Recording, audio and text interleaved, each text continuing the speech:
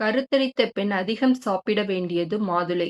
கர்ப்பகால வாந்தி, இரத்த சோகை, முதல் ட்ரைமஸ்டரில் சிலருக்கு ஏற்படும் இரத்த சொட்டுக்கள் என அனைத்திற்கும் மாதுளை தீர்வளிக்கும். காரணமற்ற வெள்ளைப்போக்கிற்கு முளைகட்டிய வெந்தய கஞ்சி, உளுந்தங்கஞ்சி போதுமானவை. கர்ப்பகால துவக்கத்தில் ஏற்படும் இரத்த கசிவிற்கு, கருப்பையின் தேவையற்ற சுருக்கத்தை சீராக்கும் கருப்பு நிற கொட்டையுள்ள பன்னீர் திராட்சை நலமானது. வண்ணமுள்ள பழங்கள், கீரை, மீன், முட்டை, பால், கேழ்வரகு, கைக்குத்தல் அரிசி கொண்ட உணவு கருத்தரித்த காலத்தில் அவசியமானது. முருங்கைக்கீரையும் பாசிப்பருப்பு கலந்த பொரியலும் கேழ்வரகு அடையும் மிகவும் பயனுள்ளது.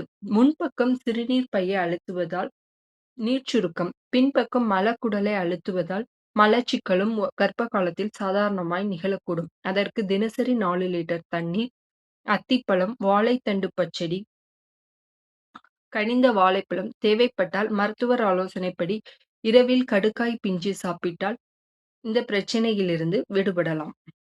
இது போன்ற தகவல்களுக்கு உணவு அறம் சேனலை சப்ஸ்கிரைப் செய்து கொள்ளுங்கள்.